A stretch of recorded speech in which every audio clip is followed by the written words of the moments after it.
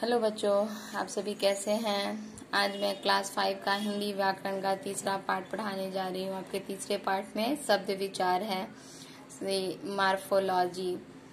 तो पिछले वीडियो में आप लोगों ने वर्ण के बारे में जाना, वर्ण के भेद के बारे में जाना था। आज वही वर्ण से ही हम यहाँ शब्द के बारे में जानेंगे कि शब्द कैसे बनता है। तो सबसे पहले हम आपको एक शब्द लिखकर यहाँ दिखा रहे हैं कि क्या है। अगर मान ये क हलंत जोड़ हर्ष ई जोड़ त हलंत जोड़ आ जोड़ ब हलंत जोड़ अ, तो ये सब हमारा वर्ण मिलकर जोड़कर क्या बनेगा, किताब। क्या बनेगा, किताब। तो देखिए कि क हर्षी कर की, त में आकर ता, ब, तो ये वर्ण जोड़कर किताब बना। अगर हम इसी वर्ण को अगर हम क्रम में ना लिखकर हम इस तरह अगर लिखते हैं,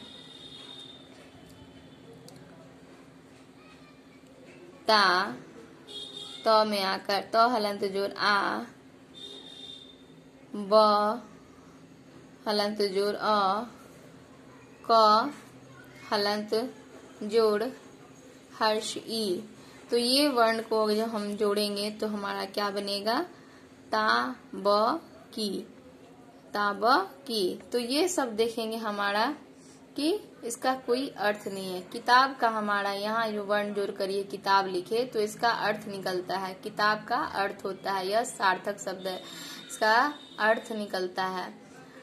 और ता ब की ये शब्द गलत है, इसका कोई अर्थ ही नहीं निकलता, यह अर्थहीन है, तो ये इसका कोई अर्थ नहीं है। तो किताब, तो आप देखें कि वर्ण को जोड़ जोड़ कर हमारा क्या बना, शब्द बनता है। यहाँ देखेंगे बच्चों कि पिछले अध्याय में हमने पढ़ा है कि विचारों के आदान प्रदान के लिए भाषा का प्रयोग करते हैं। भाषा वाक्यों के मेल से बनती है और वाक्य शब्दों के मेल से बनते हैं। और शब्द कैसे बनते हैं, तो वर्णों को जोड़ जोड़ कर हमारा क्या बनता है, शब्द बनता है। तो मैं आपको यहाँ वर्ण को जोड़ जोड़ कर आपको शब्द यहाँ बताई हूँ। आपके पुस्तक में भी है यहाँ म हलंत जोड़ ए जोड़ ज हलंत जोड़ अ, तो ये चारों वर्ण मिलकर क्या बना, मेज। क हलंत जोड़ ऐ जोड़ म हलंत जोड़ अ जोड़ र हलंत जोड़ आ, तो ये पांचों वर्ण मिलकर क्या बना हमारा, कैमरा। इसी तरह यहाँ शब्द दिए हुए हैं, ऊपर दिए गए शब्दों को वर्णों के मेल से बने हैं। यह भी ध्यान देना योग्य है कि वर्ण के सही मेल से ही शब्द का निर्माण होता है। वर्णों के गलत मेल से बने शब्द का कोई अर्थ नहीं निकलता।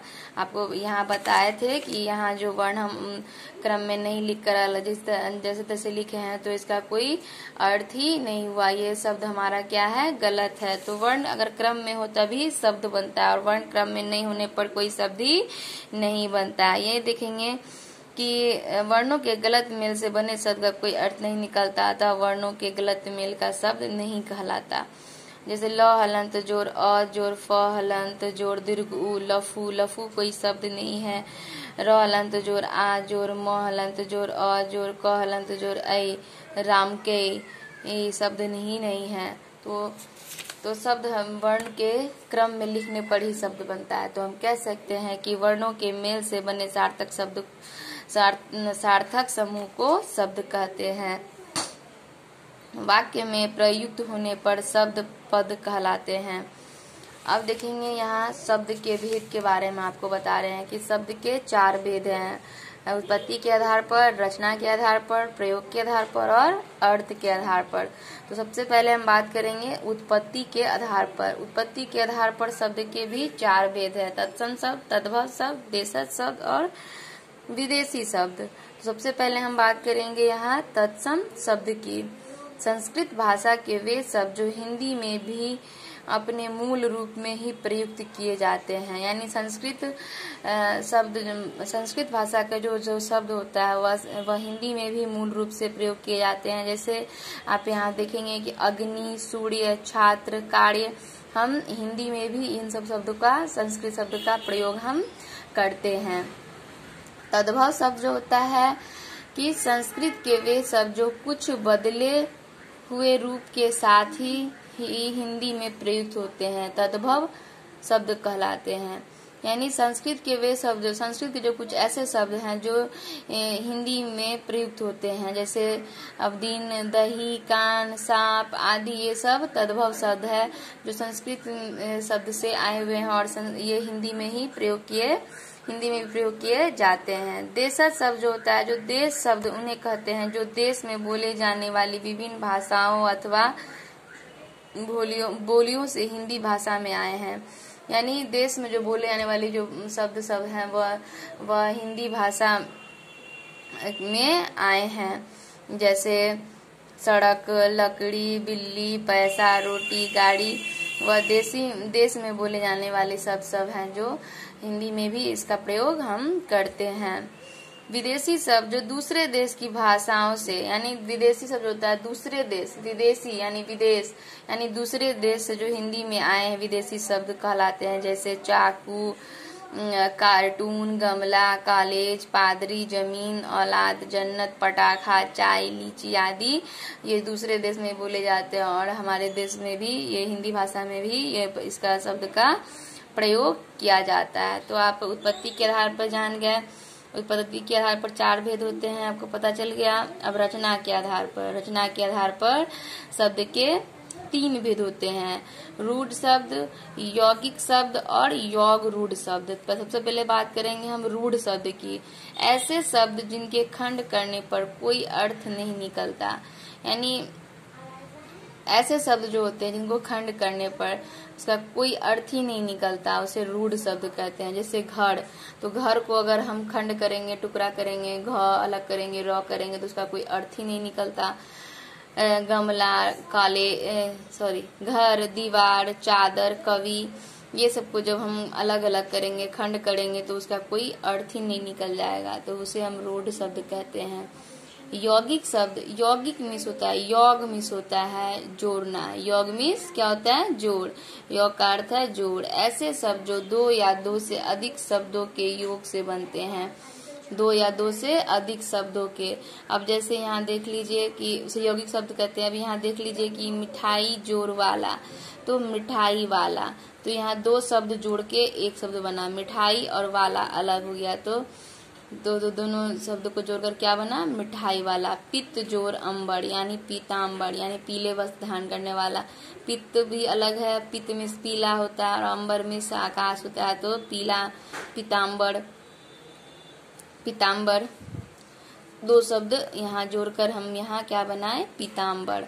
सब्जी वाला, सब्जी जोड़ वाला क्या बना, सब्जी वाला। नील जोड़ कमल, तो नील कमल, यानी नील 2 शब्द है, नील और कमल अलग अलग है।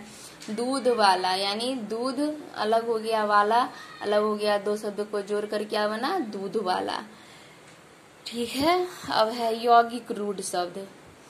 योग रूढ़ शब्द, योग रूढ़ शब्द जो होता है वह ऐसे शब्द जो परंपरा अनुसार किसी विशेष अर्थ के लिए ही प्रयोग किए जाते हैं, जैसे योग रूढ़ शब्द कहते हैं।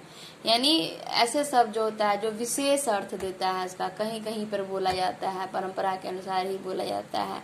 अब जैसे यहाँ दिया हुआ कि नील जोड़ कंठ, नील जोड़ कंठ, नीलकंठ, नीले कंठ वाला अर्थात भगवान शिव, तो नीलकंठ, उनका नीला कंठ होता है इसीलिए उनको नीलकंठ भी कहते हैं, उनका विशेष अर्थ निकला इस शब्द का। 10 जोड़ आनंद, दशानन, यानी 10 हैं आनंद जिसके अर्थात रावण, यानी रावण के 10 सिर थे इसीलिए उनको दशानन कहा जाता था, इसलिए विशेष अर्थ उनका निकला। लंबा है, लंबा जोड़ उदर, लंबा जोड़ उदर, तो लंबोदर, तो यानी गणेश जी को, तो गणेश जी को लंबोदर बोलते हैं क्योंकि लंबा मिस बड़ा होता है और उदर मिस पेट होता है, तो लंबा है जिसके उदर, यानी जिनके पेट बड़े हो तो लंबोदर, यानी अर्थात क्या होता है, गणेश जी। तो आपको समझ में आए योग रूढ़ शब्द।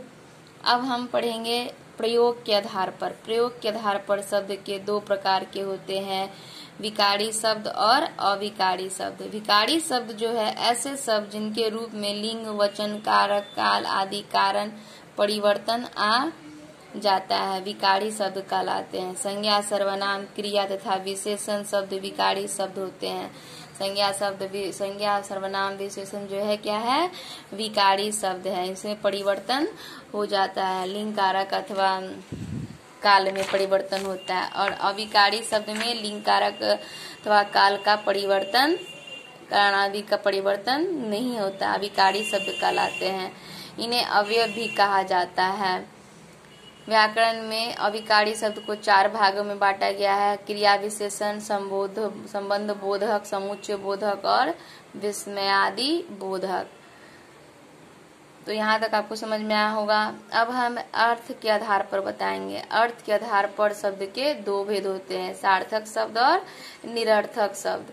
सार्थक शब्द जो होता है, हम आपको यहाँ 2 शब्द लिखे थे कि यहाँ वर्ण को जोड़ जोड़ कर हम क्या बनाए थे, शब्द, और यहाँ वर्ण को क्रम में न लिखकर लिखे थे, वर्ण को जोड़कर यहाँ क्या, तबाकी।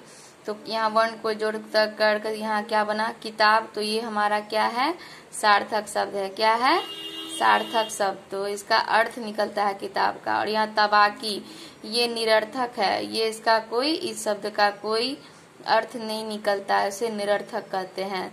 तो हम इस प्रकार कह सकते हैं कि जो शब्द किसी अर्थ का बोध कराते हैं उन्हें सार्थक शब्द कहते हैं, जैसे विद्यालय, छात्र, घर, पुस्तक, शहर आदि।